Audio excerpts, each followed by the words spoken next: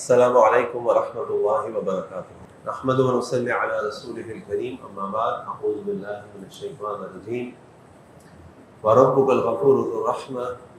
لو یؤاخذهم بما کسبوا لعجل لهم العذاب بل لهم موعد لن یجدوا من دونه موئلا رب اشرح لي صدری ویسر لي امری واحلل عقدۃ من لسانی یفقهوا قولی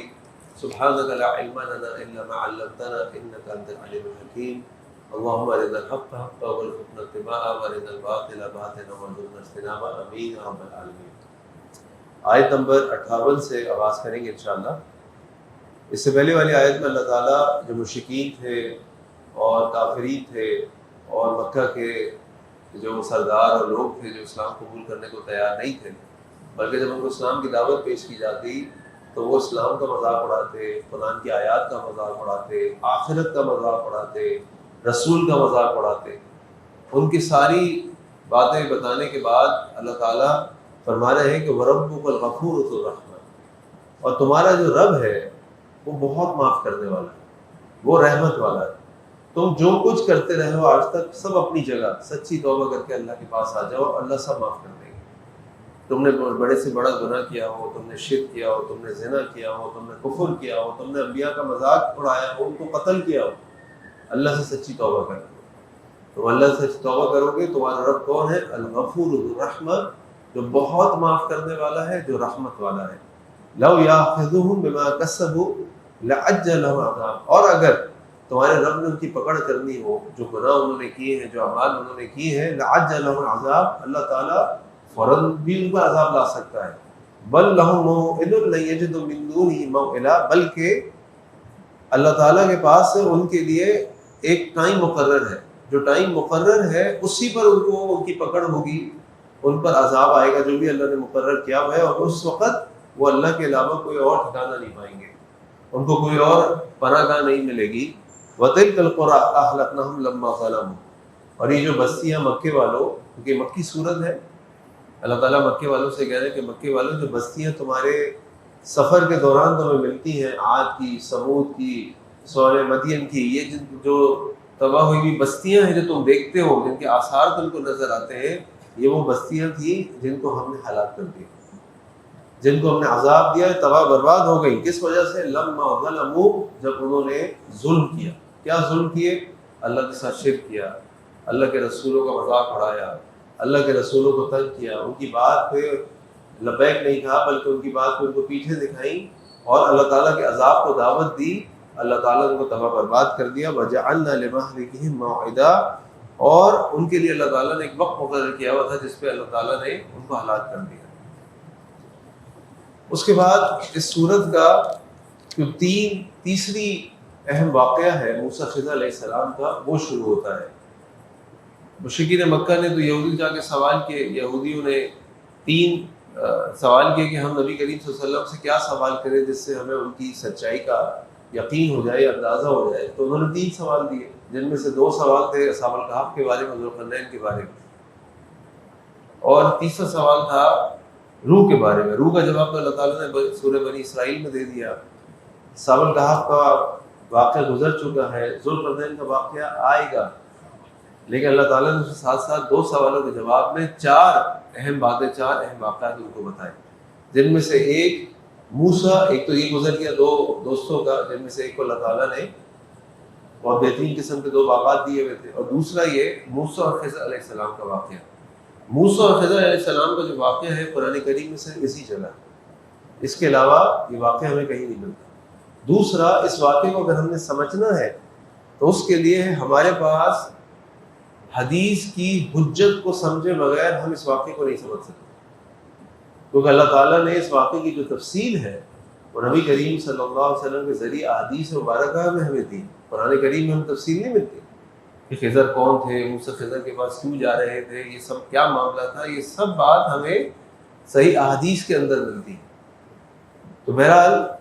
اس سے پہلے کہ اس واقعے کو شروع کریں، کچھ تمہیدی باتیں اس واقعے کے بارے میں۔ ایک بڑا اہم سوال جو لوگوں کے ذہن میں اٹھتا ہے وہ یہ ہے کہ خضر کون ہے؟ خضر نبی یا غیر نبی؟ یہ ایک سوال۔ ابن تیمیہ رحمہ اللہ اور کئی علماء کا رجحان اس طرف ہے کہ خضر جو ہے وہ نبی ہے، اس کی وجہ قرآن کریم کے اندر بھی اس کی دلیل ہے، وہ یہ ہے کہ اسی واقعے کے اندر خضر ایک جگہ فرمائیں گے وما فعلتہ عن امری، یہ جو میں نے کیا ہے یہ میں نے اپنی مرضی سے نہیں کیا، اور جو وہ کر رہے تھے وہ بھی کوئی انسان نہیں کر سکتا، اس کو اجازت ہی نہیں ہے کہ وہ کوئی بچہ ہو اور بچے کو قتل کر دے، کوئی کشتی میں وہ بیٹھے اور کشتی کو سوراخ کر دے، یہ کسی بھی انسان کے لیے یہ جائز ہی نہیں ہے کہ وہ کسی اور انسان کو کوئی تکلیف پہنچائے یا نقصان پہنچائے۔ تو انہوں نے خود بھی کہا جو قرآن نے کہا وما فعلت عن امری، کہ یہ جو کچھ میں نے کیا موسیٰ یہ میں نے خود سے نہیں کیا، یہ میری مرضی نہیں تھی، اللہ نے مجھے حکم دیا۔ تو اسے پتہ چلا ان کے پاس وحی آتی ہے، وحی انبیاء اور رسولوں کے علاوہ کسی کے پاس نہیں آتی، وحی انبیاء اور رسولوں کے علاوہ کسی کے پاس نہیں آتی، نمبر ایک۔ نمبر دو، اگر آپ کے دل میں، ویسے بول رہا ہوں، آپ کے دل میں کبھی خیال بھی آ جائے نا، آپ کو لگے کہ اللہ نے مجھے الہام بھیجا ہے اور اللہ نے مجھے کوئی وحی بھیج دی ہے، کوئی اس خوشخبری میں مبتلا ہو جائے، تو آپ جتنے خواب دیکھنا چاہیں دیکھ لیں، اس کی بنیاد پر آپ شریعت کو کوئی قانون نہیں بدل سکتے نہ توڑ سکتے۔ مثال کے طور پہ عبد القادر جیلانی رحمہ اللہ کے بارے میں آتا ہے کہ ان کے پاس ایک دفعہ خواب میں ان کو خواب آیا، خواب میں آگے کسی نے ان سے کہا کہ عبد القادر جیلانی تم بہت نیک آدمی ہو اور اللہ تمہاری اس نیکی سے، تمہارے دین سے، تمہارے ایمان سے بہت خوش ہے، اور اللہ کی طرف سے میں پیغام لے کر آیا ہوں کہ اللہ تعالیٰ نے تمہارے لیے نمازوں کو معاف کر دیا۔ اب ہم تو خوشی سے اچھل پڑتے، لیکن عبد القادر جیلانی نے کیا کہا، تم شیطان ہو، شیطان، نمازیں تو اللہ نے اپنے انبیاء پہ معاف نہیں کی، اس پہ کیسے معاف ہوں گی؟ تو اگر ہمیں کبھی لگے نا کہ ہمیں کوئی وحی یا الہام آیا ہے تو یہ اس پر عمل کر کے آپ نے شریعت کے کسی قانون کو نہیں بدل سکتے نہ توڑ سکتے، یہ صرف انبیاء اور رسولوں کا خاصہ ہے، ایک بات۔ دوسری بات، یہ خضر کے بارے میں آتا ہے، کچھ صوفی قسم کے لوگ یا اس قسم کے لوگ کہتے ہیں جی خضر ابھی بھی زندہ ہے۔ بھائی کہاں زندہ ہے، کدھر ہے، یہ نہیں پتا، لیکن کئی قطب ابدال اور یہ خضر یہ سب چیزیں جو ہیں زندہ ہیں۔ اللہ کے نبی صلی اللہ علیہ وسلم کی حدیث ہے بخاری کے اندر، اللہ کے نبی صلی اللہ علیہ وسلم نے ایک موقع پہ اپنے صحابہ سے بیان فرمایا، اس وقت دنیا اس زمین کے اوپر جو بھی زندہ ہے 100 سال کے بعد ان میں سے کوئی بھی زندہ نہیں رہے گا۔ اس زمین پر آج اس وقت جو شخص بھی زندہ ہے 100 سال کے بعد ان میں سے کوئی بھی زمین پر نہیں رہ چکا، اور اس کے ٹھیک 100 سال کے بعد جو آخری صحابی تھے ان کا انتقال ہوا۔ تو اس کا مطلب ہے کہ کوئی انسان جو اس وقت زندہ تھا وہ زندہ نہیں ہو سکتا۔ ہم بات کر رہے ہیں موسیٰ علیہ السلام سے لے کر آج تک کی، اور پتہ نہیں کب تک کی۔ تو یہ دو باتیں ہیں اس بارے میں، خضر کے بارے میں، جو اہم ہے۔ دوسری چیز یہ ہے کہ صحیح بخاری کے اندر یہ تفصیل ہے کہ موسیٰ علیہ السلام ایک دفعہ خطبہ دے رہے تھے۔ جب وہ خطبہ دے رہے تھے ایک آدمی نے آ کے ان سے سوال کیا،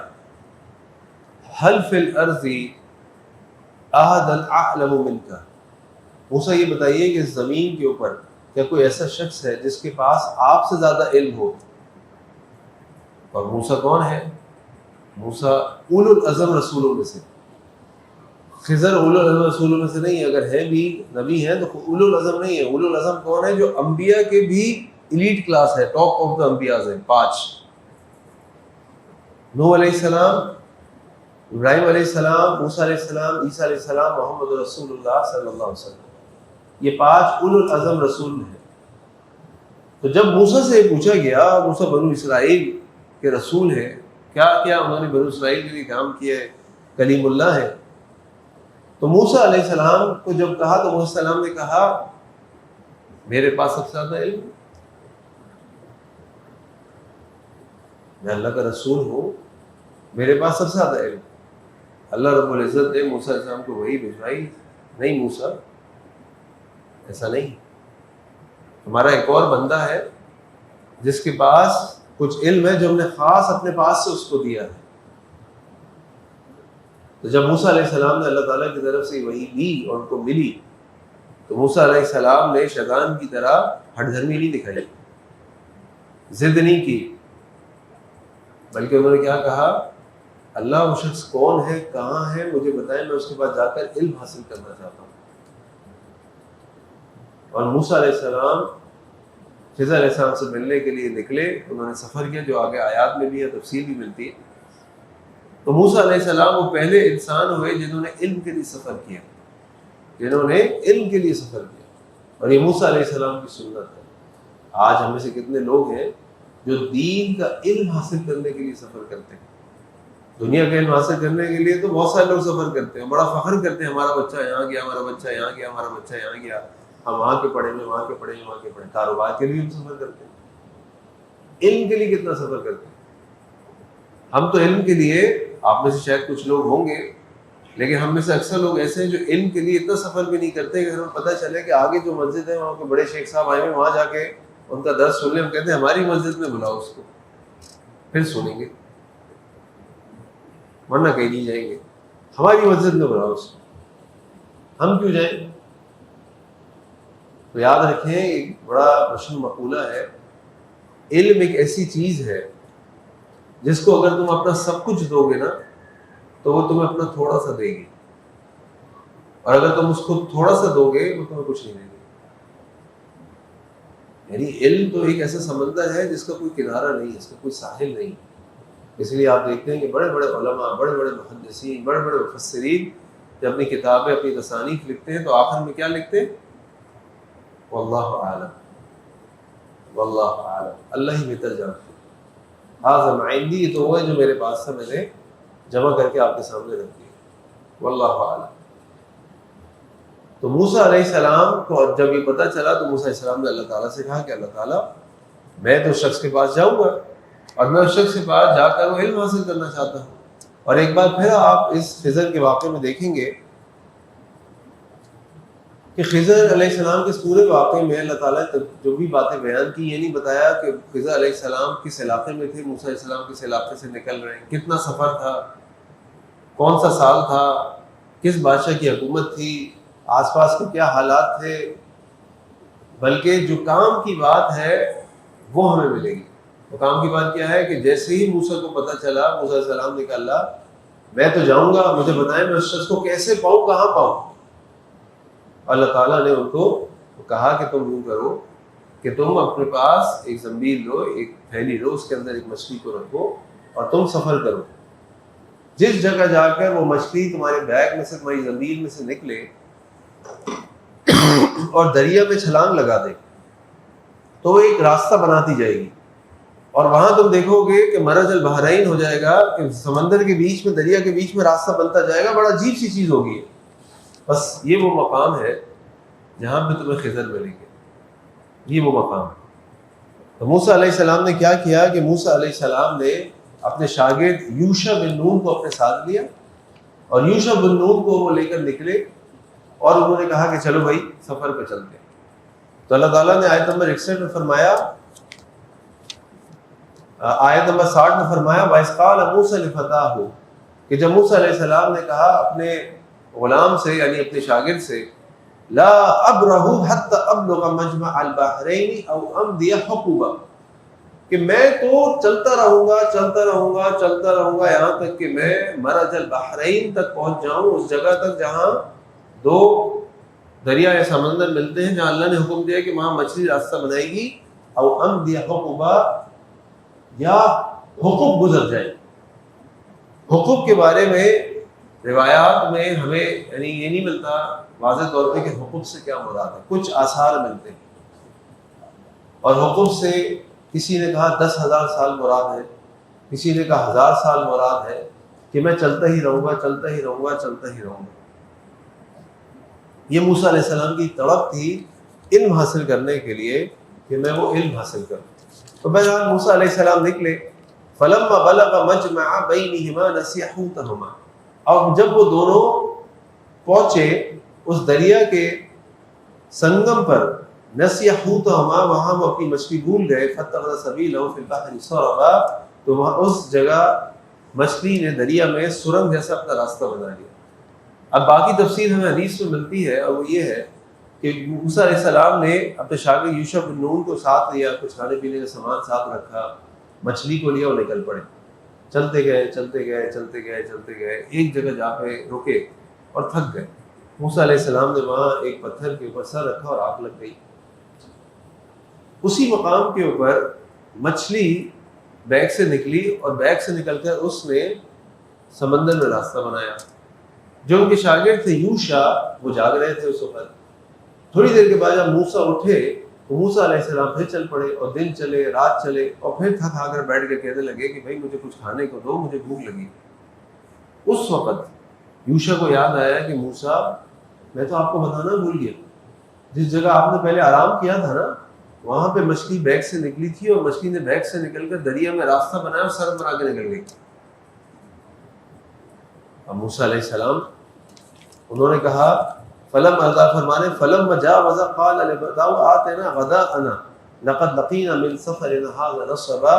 اور پھر جب وہ دونوں وہاں سے آگے بڑھے تو موسیٰ علیہ السلام نے اپنے نوجوان سے کہا، اپنے شاگرد سے کہا آتنا غداءنا، لے کر آؤ بھائی کو ناشتہ لے کر آؤ، لقينا من سفرنا هذا نصبا، اس سفر نے تو ہمیں تھکا مارا، بہت لمبا سفر ہو گیا ہے، تھک گئے۔ قال ارأيت اذ اوینا الى الصخرة، تو موسیٰ یوشع نے کو جواب دیا، قال ارأیت اذ اوینا الی الصخرۃ، تو نے جواب دیا کہ آپ نے دیکھا جب ہم اس پتھر سے آرام کر رہے تھے ٹیک لگا کر، فانی نسیت الحوت، تو میں بھول گیا، میں اپنی مچھلی کو وہاں بھول گیا تھا، وما انسانیہ الا شیطان ان اذکرہ، اور میں نہیں بھولا، مجھے شیطان نے بلا دیا، واتخذ سبیلہ فی البحر عجبا، اور وہاں پر اس مچھلی نے بڑے عجیب طریقے سے سمندر میں راستہ بنایا۔ اب جب موسیٰ کو یہ بات پتہ چلی تو موسیٰ علیہ السلام ان سے کہنے لگے قال ذلک ما كنا نبغي، ارے وہی تو جگہ تھی جس کی ہمیں تلاش تھی، فرتد علی آثارہما قصصا، تو پھر وہ دونوں اپنے ان قدموں کے نشانوں کو دیکھتے واپس پلٹے اور اس جگہ جا کر پہنچے۔ اب آپ یہاں دیکھیں کہ سب سے پہلی بات تو شیطان نے بلا دیا، اور شیطان چاہتا ہی یہی ہے، سب سے پہلا کام شیطان کا یہ ہے کہ وہ آپ کو علم کے راستے سے روک دے، کیونکہ علم وہ چیز ہے جو انسان کو توحید اور شرک و فرق سمجھاتی ہے، سنت اور بدعت کی تمیز سکھاتی ہے، اچھائی اور برائی کے بارے میں بتاتی ہے۔ سب سے پہلے وہ آپ کو یہاں سے روکے گا، اسی لیے سب سے پہلی وحی بھی علم کے بارے میں ہوتی ہے، علم حاصل کرو، قلم پڑھو، سیکھو، سب سے پہلی وحی۔ دوسری بات یہ ہے کہ آپ دیکھیں کہ کتنے بڑے مشن پہ نکلے موسیٰ علیہ السلام، علم کے مشن پہ نکلے، خضر سے علم لینے نکلے۔ اللہ نے بتایا کہ وہ ایک ایسا شخص ہے جس کے پاس تم سے بھی زیادہ ایک علم ہے جو خاص طور پہ ہم نے اس کو دیا ہے۔ اور کیا ہوا کہ جب جس جگہ رکنا تھا وہاں شاگرد بھول گیا، اور ایک دن اور رات سفر کرتے رہے، پریشان ہو گئے، تھک گئے۔ لیکن جب شاگرد نے یہ بات بتائی کہ استاد جی میں بھول گیا، تو استاد جی نے نہ مارا، نہ ڈانٹا، نہ لاتیں دی، نہ برا بھلا کہا، ارے بھائی وہی تو جگہ تھی، چلو اب واپس چلتے ہیں۔ ویسے تو اگر استاد تھوڑی بہت پٹائی کرتے تو کوئی حرج نہیں ہے، انشاءاللہ اس میں برکت، کچھ نہ کچھ مل جائے گا علم کا اس کے ساتھ بھی، لیکن جان بوجھ کے نہیں کھانی چاہیے۔ اور لیکن یہ کہ بہرحال استادوں کو بھی کوشش کرنی چاہیے کہ اس طرح محبت سے پڑھائیں کہ یہ ضرورت ہی نہ ہے۔ تو بہرحال کہنے کی بات یہ ہے کہ موسیٰ علیہ السلام کا آپ حلم دیکھیں، ان کی برداشت دیکھیں، ان کا صبر دیکھیں، ان کے حسن اخلاق دیکھیں۔ تو اس واقعے کے دو حصے ہیں، ایک حصہ یہ سفر ہے جس میں موسیٰ علیہ السلام اور یوشع علیہ السلام خضر علیہ السلام کو ڈھونڈنے لگے، اور دوسرا حصہ یہ ہے جو ہم کل شروع کریں گے کہ جب موسیٰ علیہ السلام کی خضر علیہ السلام سے ملاقات ہوتی ہے، اور اس ملاقات کے نتیجے میں وہ دونوں چلتے ہیں اور کچھ چیزیں ان کے سامنے آتی ہیں موسیٰ علیہ السلام کے، جس کی تعبیر بھی آگے جا کے خضر علیہ السلام بتاتے ہیں۔ اللہ تعالیٰ سے دعا ہے کہ اللہ تعالیٰ ہمیں قرآن کریم کو پڑھنے، سمجھ، عمل کرنے کی توفیق عطا فرمائے۔ سبحانک اللہم و بحمدک، اشہد ان لا الہ الا انت، استغفرک و اتوب الیک۔ السلام علیکم و رحمۃ اللہ وبرکاتہ۔